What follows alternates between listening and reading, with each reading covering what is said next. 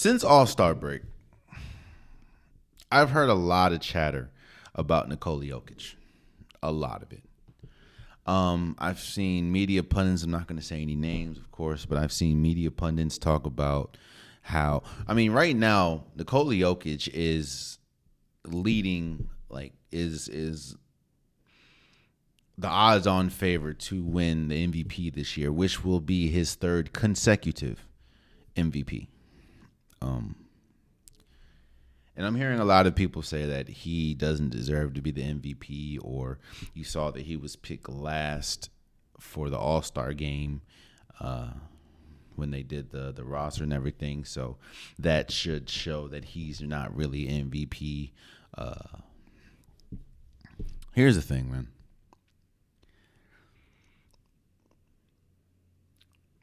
This argument, in my opinion, is the Kobe Bryant, Tim Duncan argument to a lesser extent.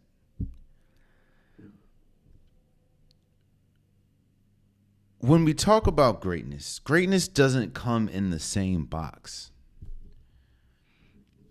Greatness, Steph Curry doesn't dominate the same way LeBron James dominates. Kevin Durant doesn't dominate the same way that Shaquille O'Neal dominates. Magic Johnson doesn't dominate the same way that Michael Jordan dominated. But there's no question that they're great players. Not saying that one's better than the other, but they're great players. I hear a lot of people saying that, Nikola Jokic is the worst, at least right now, two-time MVP we've ever seen because he doesn't have the most flashiest game, or because he got picked last in the All-Star game.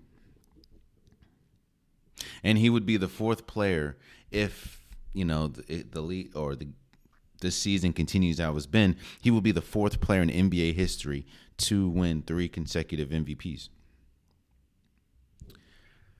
Let me just put some things into context for you. And this is why I said it's kind of like the Kobe Bryant, Tim Duncan argument, in my opinion. Nikola Jokic is currently averaging a triple-double. 24 or 25 points, I'm rounding up, of course, 25 points a game, 12 rebounds, 10 assists. If this holds, he will be the first center in NBA history to average a triple-double for the entire season, I think. If there is one, I think it's probably Wilt, but I don't think he did. So I think Nikola Jokic would be the first center to average a triple-double for the entire season.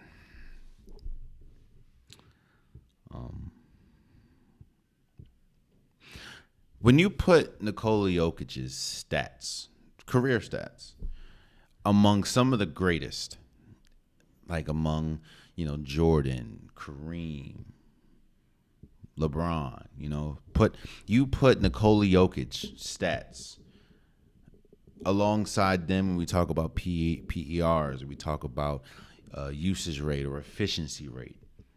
He's up there with names, like I said, like Jordan, like LeBron, like Kareem, like Magic Johnson. You see, Tim Duncan didn't have the flashiest game, Mr. Fundamental. You don't get Mr. Fundamental because you hitting, turnaround fadeaways, or you breaking a man down, and you don't get Mr. Fundamental because you don't get that name because you're crossing people over and doing jelly fam layups. No, you get that because you have mastered the fundamentals, and the fundamentals is what's getting you change. Fundamentals aren't pretty, they're effective. Kobe, and of course, rest in peace, Kobe Bryant. Kobe dominated in a very loud way. 81-point game. A bunch of 60-point games. He'll dunk on you. He had the flashy dunks. I think he won the slam dunk contest. he had the flashy shoes. We all know, even before he passed, how popular Kobe Bryant's shoes were. You know, the Black Mamba, the jersey change from 8 to 24. You know, the hair, the haircut. Like Kobe was more of a flashy player. And not saying that in a disrespectful way, but Kobe's points were loud. I've said this before. Kobe's points were loud. He had loud points. But if you look at accomplishments, Kobe Bryant, outside of points scored, Kobe Bryant and Tim Duncan pretty much have the same accomplishments outside of course, points scored and rebounds. Tim Duncan and Kobe Bryant damn near have the same identical list of accomplishments. But if you're not privy to basketball, you don't know that. And you're going to think that Kobe just was 10 times better than Tim Duncan, but he really wasn't. He just dominated in a different way. He was more flashy. He was more loud with his points. Tim Duncan almost had a quadruple double in an NBA Finals game, I believe, or a playoff game. But that's never really talked about unless you're just a diehard Tim Duncan fan.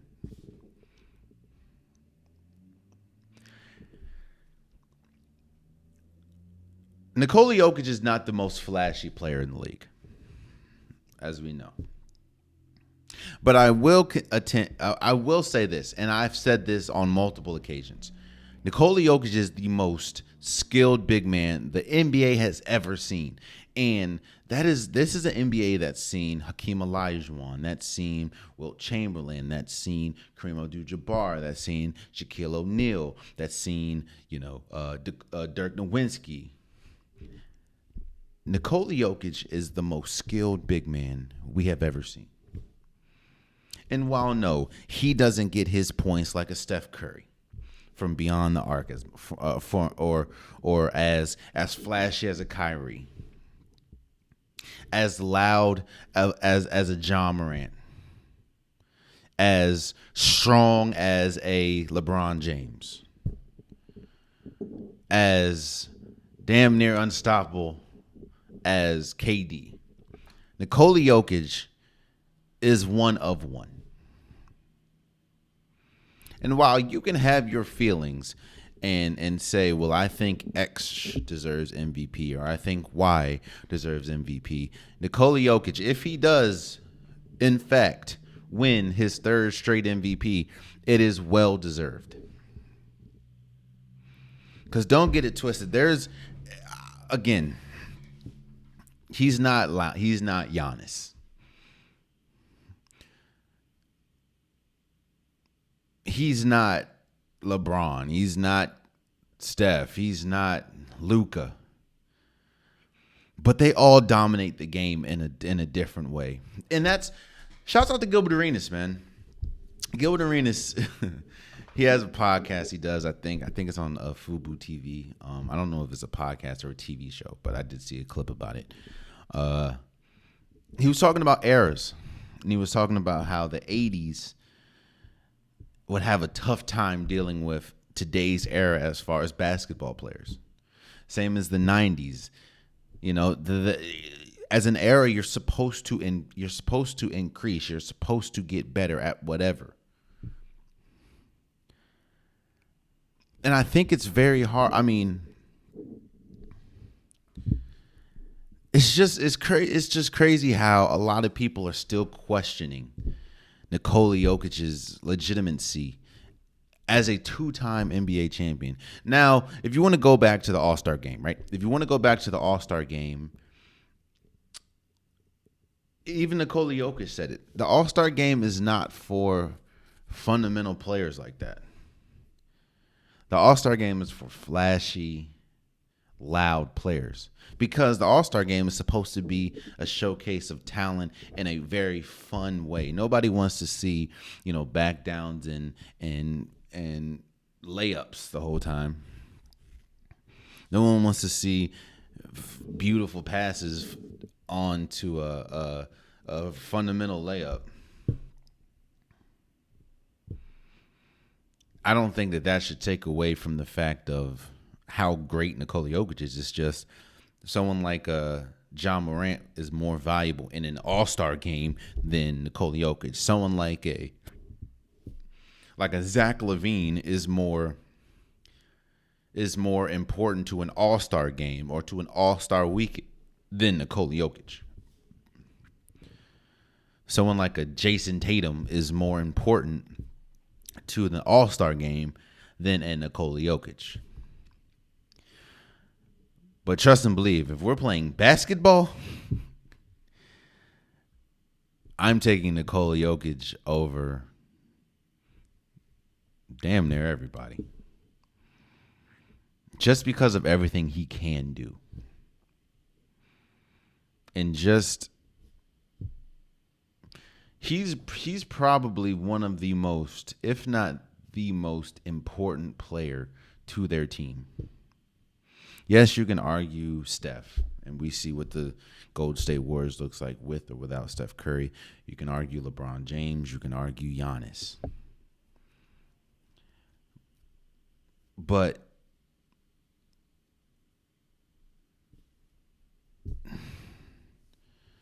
the impact that Nikola Jokic, if Nikola Jokic is not on the Denver Nuggets, even though they have an Aaron Gordon, even though they have Jamal Murray, if Nikola Jokic is not on the Denver Nuggets, they go from a championship caliber team, because they're number one in the West right now, a championship caliber team to a legit lottery team. That's how important Nikola Jokic is to that team. So I say all this to say this. I say all that to say this. I think Nikola Jokic is going to win his third straight MVP. And I think that all of them is well deserved. I understand last year you could have possibly given it to Joel Embiid. And I know a lot of people look at the success or lack thereof success in the playoffs when we talk about Nikola Jokic. But let's not forget that the MVP is a regular season award. And I think that people like to always compound that award to what we saw in the playoffs. Nikola Jokic is one of the best players in the league and one of the greatest players we've ever seen.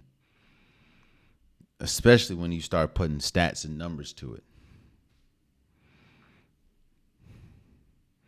So, for the people that are saying like he's one of the worst, I listen to people like that say like he's one of the worst MVPs or multiple MVP winners we've ever seen. I don't think those people really watch basketball that much, or at least watch the Denver Nuggets, because it's very hard to look at the Denver Nuggets and look at just how important and how impactful Nikola Jokic is and not think to yourself, he's probably the most important player on that, he's the most important player on that floor by a country mile.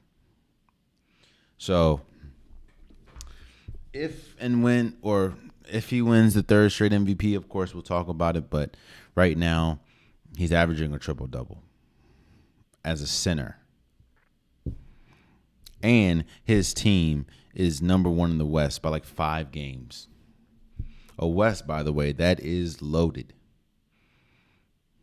And not to mention, the Denver Nuggets don't play that well at defense. Yet they're still number one in the West. Oh, man, you stayed to the end of the video. I appreciate you. If you like what you saw, be sure to hit that subscribe button so you'll never miss any content from your boy. You can also go back and watch past episodes, past clips, and don't forget that the Unpopular Podcast, new episodes drop every Wednesday and Saturday. Appreciate you.